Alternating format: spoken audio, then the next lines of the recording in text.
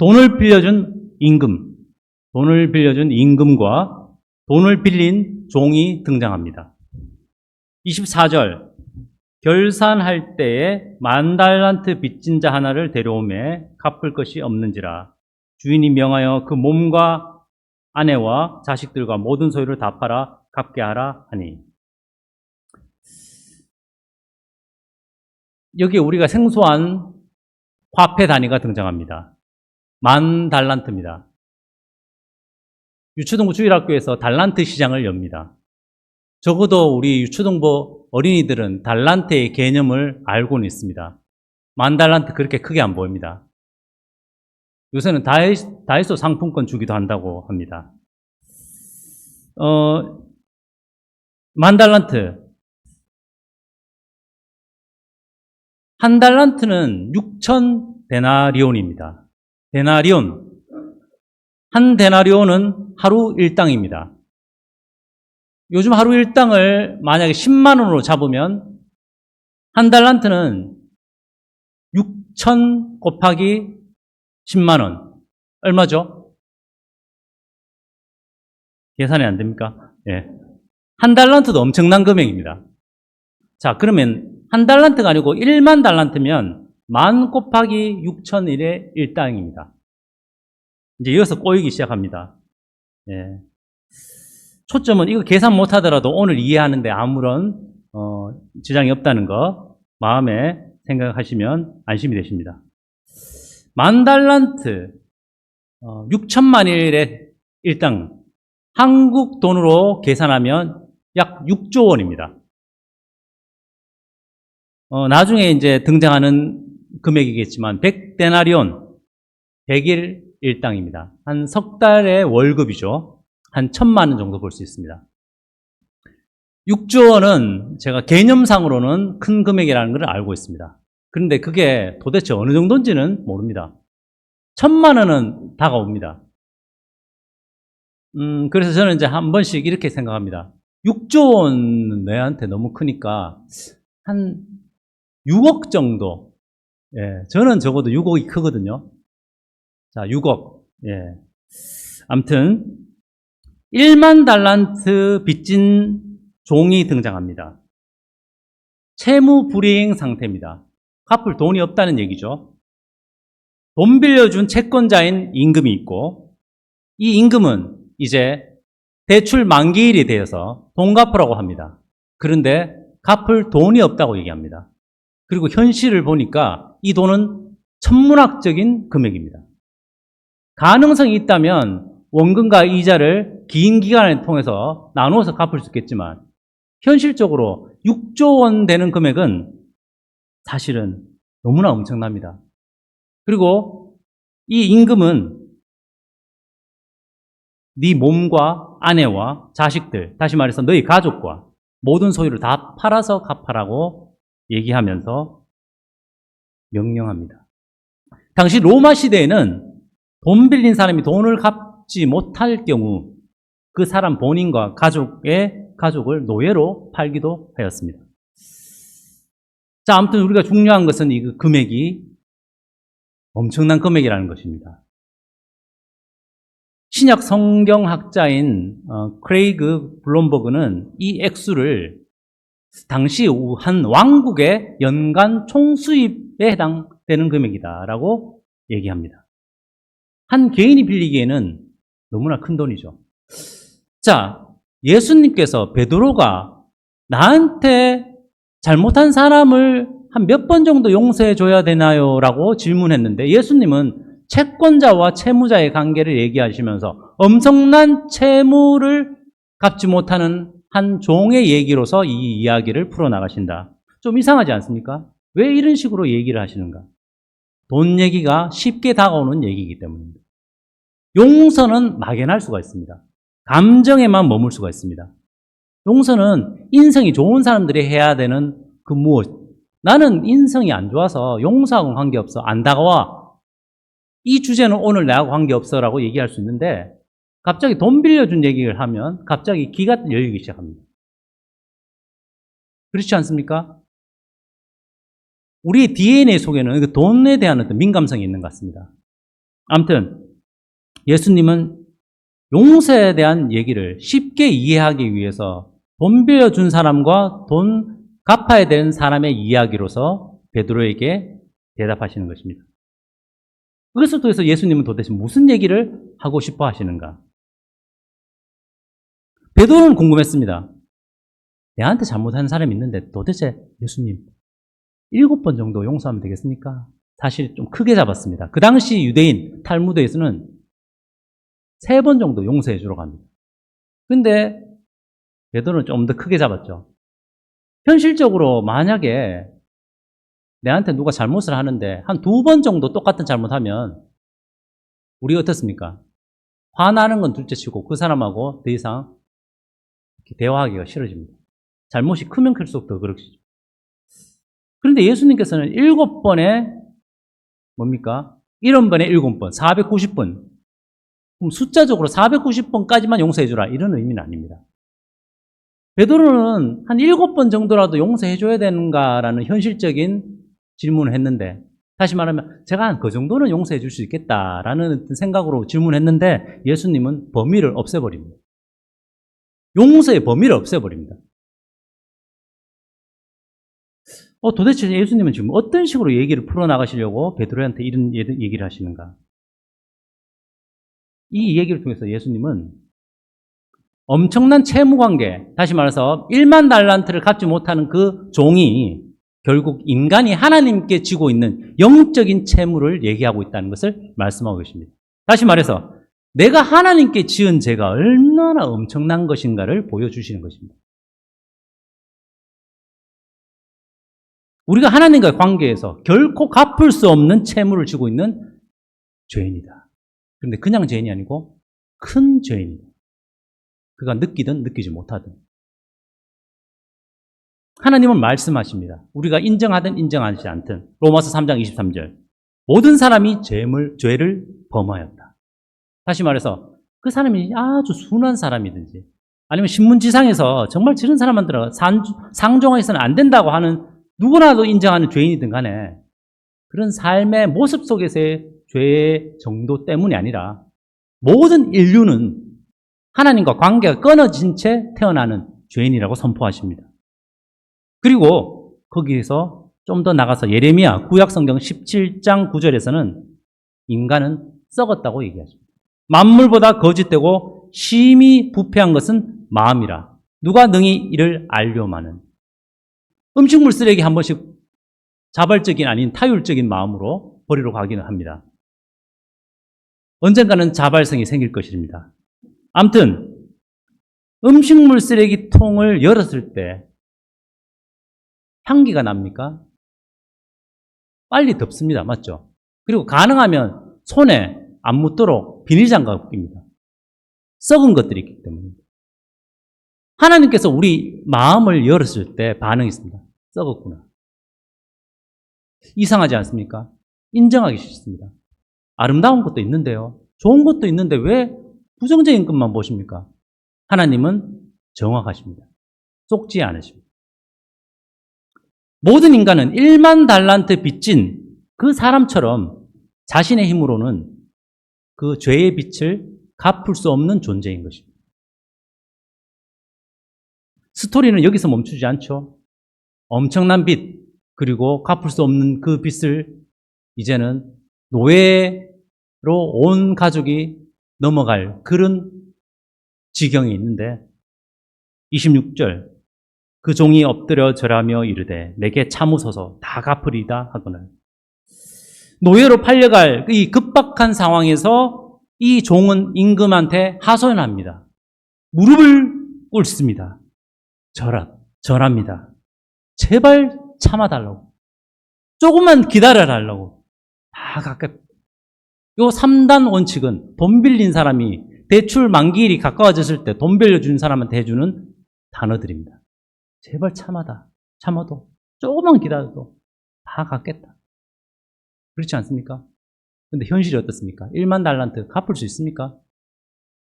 6억 정도는 6억. 요즘 우리 이제 어떤 집을 또 대출로 이렇게 샀을 때 원금과 이자를 따져서 만기를 따지고 또 변동금리로 해서 고정금리 반틈, 변동금리 반틈을 해서 최대한 길게 해서 열심히 다녀야 될 이유를 만듭니다. 그런데 이 종 1만 달란트, 6조 가량의 금액에 빚이 있는 사람은 사실 현실적으로 갚을 수 있는 금액이 아닙니다. 그리고 임금은 그것을 알고 있습니다. 자신의 힘으로는 도저히 갚을 수 없는 그런 엄청난 채무인 것입니다. 죄인인 인간이 하나님 앞에서 뭔가 착하게 살아서 죄를 줄일 수가 없는 것입니다. 이상하게도 가르치지 않았는데 어릴 때부터 어떻게 하면 하나님 앞에서 관계를 회복할 수 있지? 어떻게 하면 천국 갈 수 있을까라고 물으면 어린이들이 대부분 이렇게 대답합니다. 엄마 말 잘 들으면 돼요. 착하게 살면 돼요. 우리 어르신들도 비슷한 대답을 하십니다. 착하게 살면 되죠. 이게 이제 약간 고급스러운 신앙적인 단어로는 의롭게 살면 된다.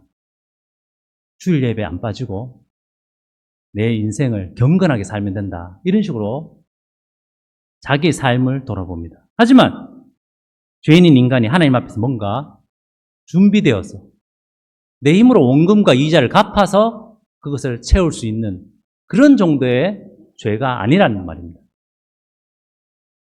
6조 원이라는 천문학적인 대출을 갚을 길은 전혀 없습니다. 우리도 마찬가지입니다. 반전이 일어나죠. 자, 이제 네 몸을 팔고 가족을 팔아서 노예로, 그리고 네 소유도 팔아서, 사실 뭐 임금 입장에서는 팔아서 남는 돈으로 6조를 뭐 이렇게 감당할 수 있는 어떤 그게 안 되겠죠. 자, 그렇게 해서 얘기가 마무리된다면 오늘의 얘기는 돈 빌리지 말자 이런 식으로 끝날 것입니다. 그런데 이야기는 연속됩니다. 채권자인 임금이 그 엄청난 빚을 탕감하여 주었습니다. 탕감.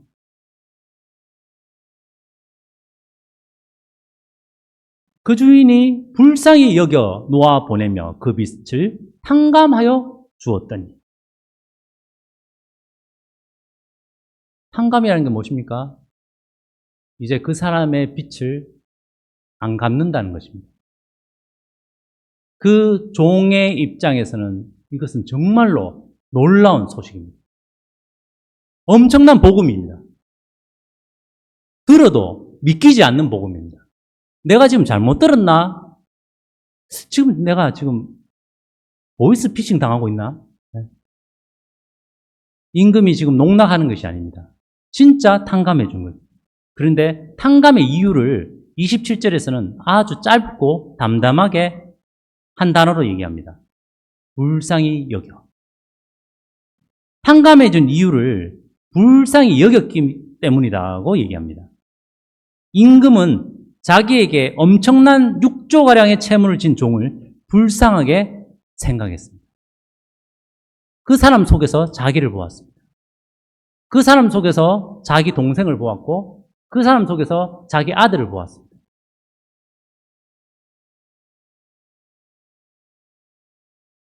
우리는 채권자와 채무자의 관계 속에서 탕감했을 때 그 채무자 입장에서의 자유와 기쁨만을 생각하는 경우가 많습니다. 그런데 이 탕감을 얘기했을 때 반드시 기억해야 될 한 가지가 있습니다. 그것은 탕감해주면 채무자는 자유를 얻지만 채권자는 탕감해주는 금액만큼 피해를 입는다는 것입니다. 이제 6조 원은 포기해야 되는 것입니다. 채무자로부터 받아야 할 돈을 이제는 포기해야 되는 것입니다. 손해가 고스란히 자기한테 오는 것입니다. 탕감은 단순히 감정적으로 호의를 베푸는 데서 그치는 것이 아닙니다. 탕감해 주는 사람이 희생해야 되는 것입니다. 이제 1만 달란트 탕감해 준 임금은 이제 자신의 재산에서 1만 달란트의 손해가 발생하였습니다. 그런데도 불구하고 그는 탕감해 주었습니다. 왜냐? 그 종을 불쌍히 여겼기 때문입니다. 하나님은 우리를 불쌍히 여기십니다. 수많은 하나님의 성품을 얘기하는 성경 구절이 있는데 그 중에서 시편 103편 13절은 하나님의 마음을 이렇게 얘기합니다. 아비가 자식을 불쌍히 여김 같이. 보통 아들이 아버지를 불쌍히 여긴다는 얘기는 잘 안 합니다. 아들은 대부분 냉철합니다. 부모님한테 해드린 것을 디테일하게 기억합니다. 근데 우리 부모님들은 물론 죄악 속에서 우리도 고장난 인생이니까 우리 부모님 중에서도 수준이 떨어지는 부모님들도 있습니다. 그렇지만 대다수 가르치지도 않은데 그 어머니들의 마음속이 무엇입니까? 자식을 불쌍히 여깁니다. 자식한테 해준 거에 대해서는 아깝지가 않습니다. 네 입에 들어간 거에 대해서는 내가 내 배가 배부르다. 그게 도대체 무슨 말이고? 내 입에 밥이 들어갔는데 우리 엄마 배가 왜 배부른지 논리적으로 해석할 길이 없습니다.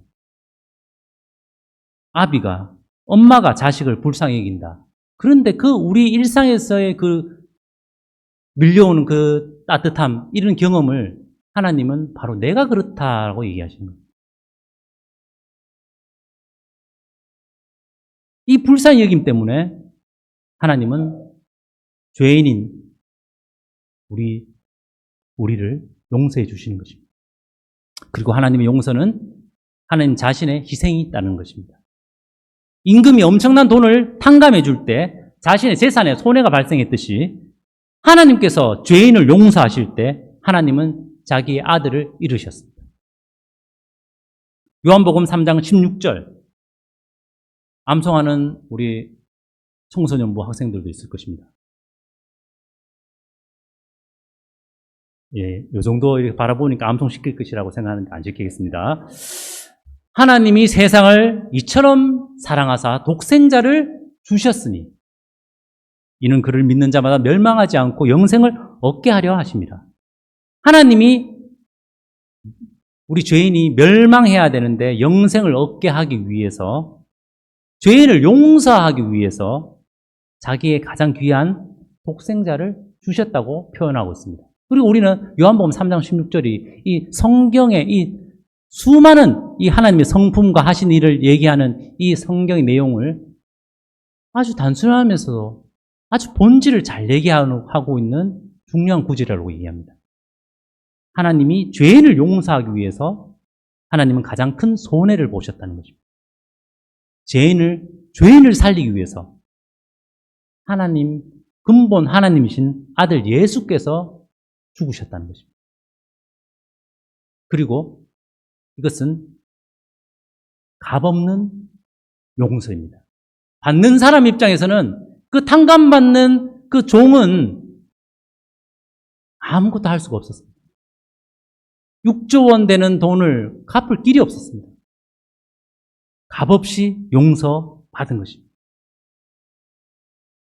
복음의 진수라고 얘기하고 복음을 이해하고 싶고 복음을 감격하고 싶으면 로마서를 읽으라고 얘기하잖아요.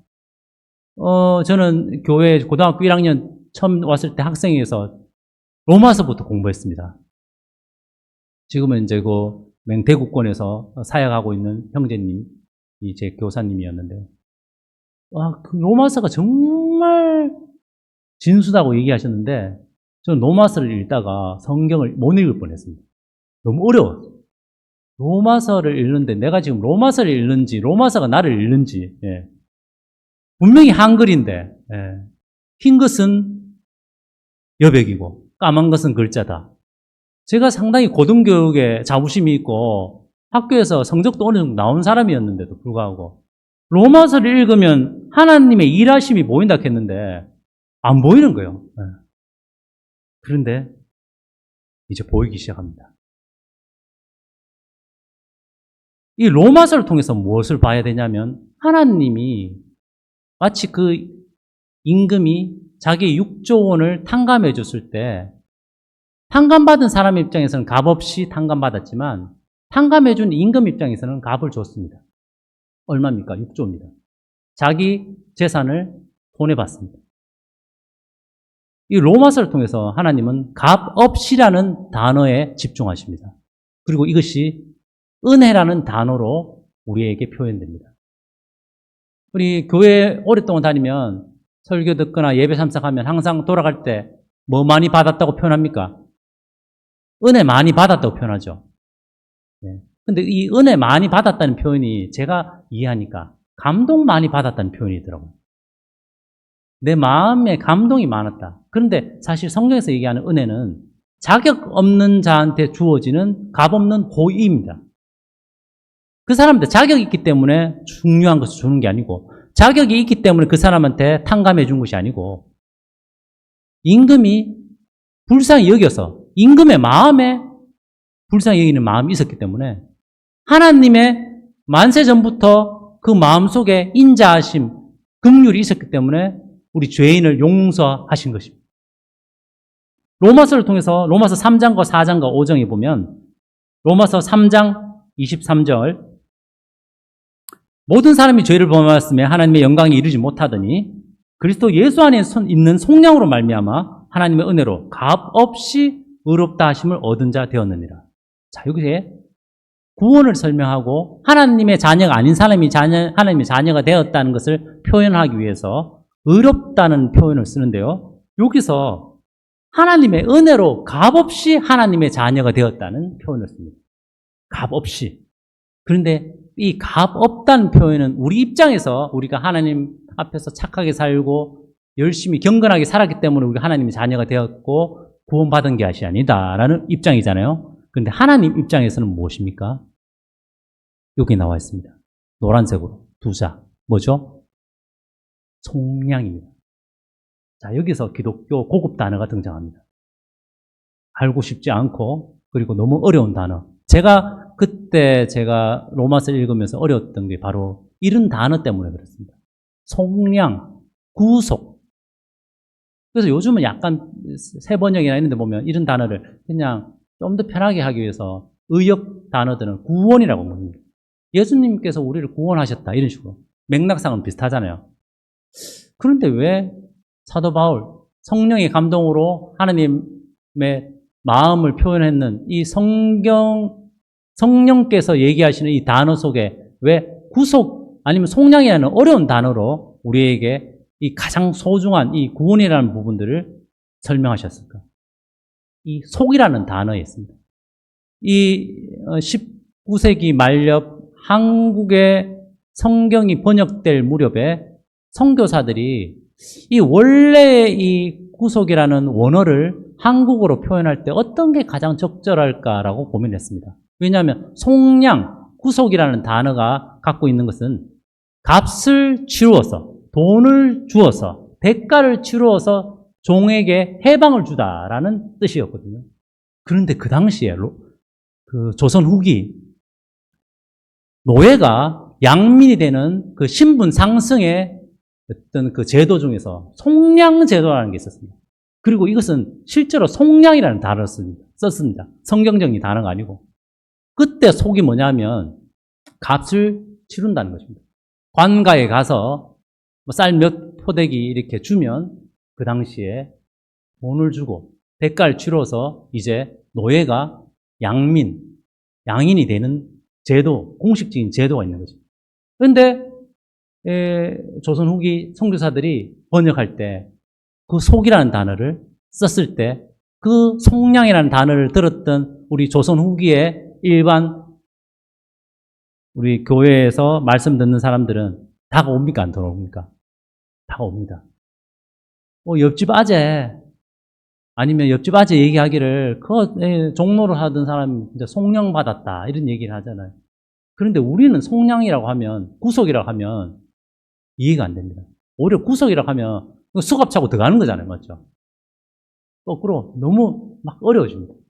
자, 제가 약 3분 이상 이렇게 길게 단어를 디테일하게 설명해 준 이유는 하나님께서는 자기의 희생을 통해서 속량하셔서 값 주고 우리를 구원하셨다는 것을 이해시키기 위한 것입니다.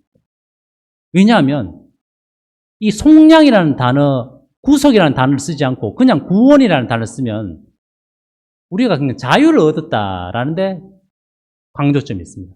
그런데 구속하셨다 하면 하나님께서 손해보시고 희생하시고 우리한테 자유를 주셨다는 의미가 부여됩니다. 그래서 제가 이것을 제가 이해하는 단어로 이해하려고 노력하는 가운데서 구속은 룰을 어기지 않은 구원이구나. 야구 경기하는데 우리 편이 이겼어요. 그런데 알고 보니까 심판을 매수했어. 승리가 찝찝합니다.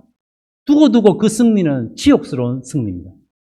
하나님께서 십자가에서 우리를 구속하신 구속사역은 찝찝한 승리가 아닙니다. 우리에게 주신 그 자유는 정당하면서도 룰을 지킨, 다시 말해서 하나님이 자기를 희생하신 그런 총량의 구원인 것입니다. 로마서를 통해서 값없이 우리를 구원하셨다는 것은 하나님 입장에서는 엄청난 값을 주고 구원하셨다는 의미입니다.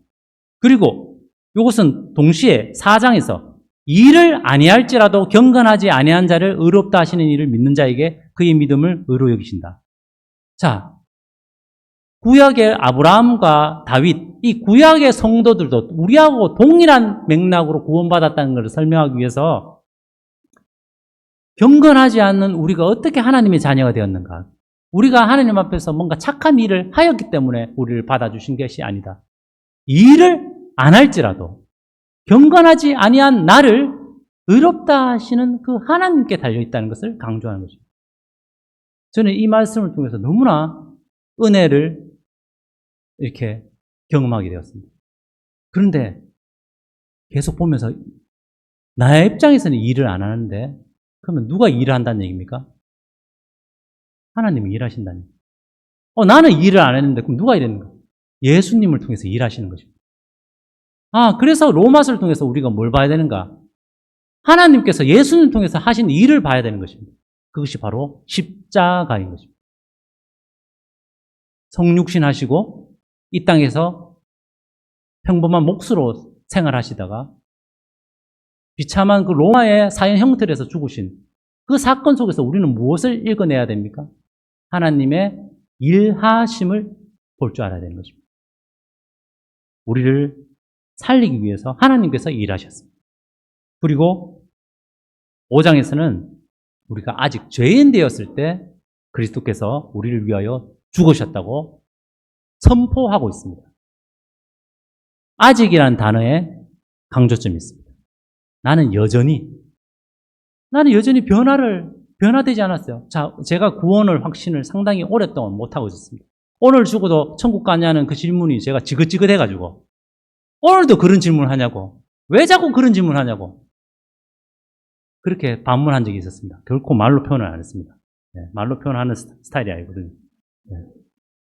그런데 속에서는 막 그런 질문을 엄청 했습니다. 우리 교회는 너무 막 그런 질문만 한다고. 그 이후에 성장에 대한 질문도 좀 해달라고 막.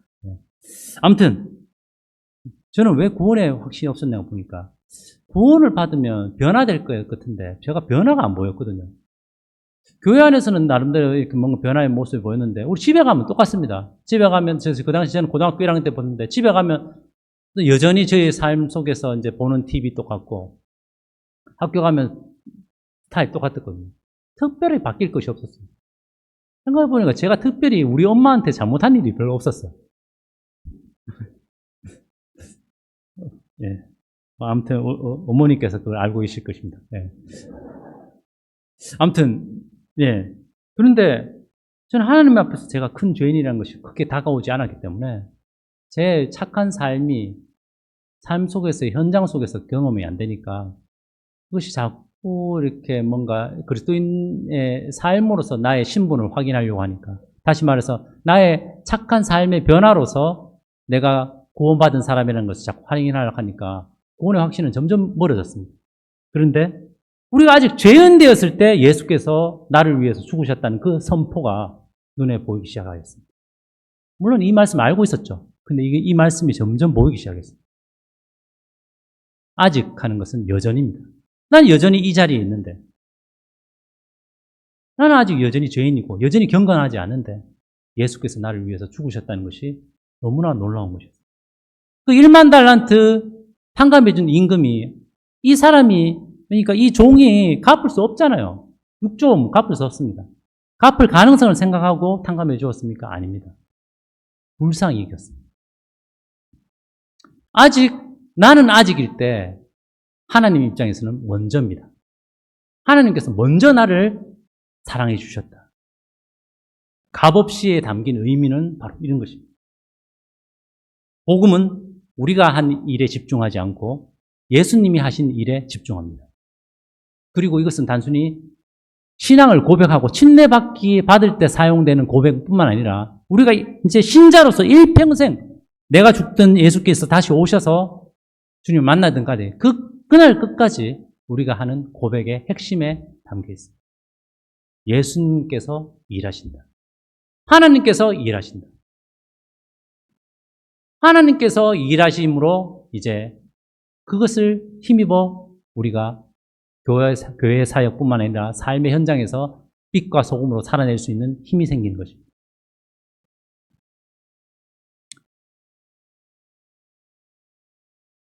이제 이야기는 매듭되어졌으면 좋겠는데 이 훈훈하고 너무나 반전스러운 이 엄청난 용서를 받은 사람의 이야기가 어떻게 연결됩니까? 28절 그 종이 나가서 자기에게 100데나리온 빚진 동료 한 사람을 만나 붙들어 목을 잡고 이르되 빚을 갚으라 하매 그 동료가 엎드러 간구하여 이르되 나를 참아주소서 갚으리이다 하되 허락하지 아니하고 이에 가서 그가 빚을 갚도록 옥에 가두고는 이 얘기 들으시면 갑자기 어떤 생각 드십니까? 대은 망덕 어떻게 사람이 이럴 수가 있노? 제정신이가 이거는 상식입니다. 맞죠? 자, 제가 6억을 어떤 사람이 6억을 IM뱅크 옛날 대구은행이죠. 우리 대실역 지점에서 6억을 대출받았는데 대실역 대구은행 지점장이 6억을 탕감해 준 거예요. 횡령이 아니고. 자, 자기 돈으로 그것을 갚아 주었을 때 너무나 놀랍잖아요. 그래서 VIP 상담실에서 그 얘기 듣고 나오면서 너무나 기뻐서 나오는데 대실역 1번 출구에서 지난주 10만 원 빌려줬던 친구를 만나는 것입니다. 어떻습니까? 내가 진짜 6억 탕감받았으면 10만 원 어떻습니까? 훈훈한 마음이 생기죠. 맞죠? 10만 원은 아무것도 아닙니다. 갑자기 그 친구 집안 안 좋은 형편까지 막 눈에 막 투시력처럼 막 보입니다. 하고 아버지가 안 묻제 하면서 손잡고 또 이렇게 밥 먹으러 가려고 합니다. 그런 어떤 훈훈한 여유가 곳간에서 인심 난다는 우리 옛날 얘기가 있잖아요. 진짜 한 엄청난 용서 받으니까 이제는 이런 용서는 여유가 생기는 것입니다. 그런데 지금 예수님께서 하시는 스토리는 반대인 것입니다.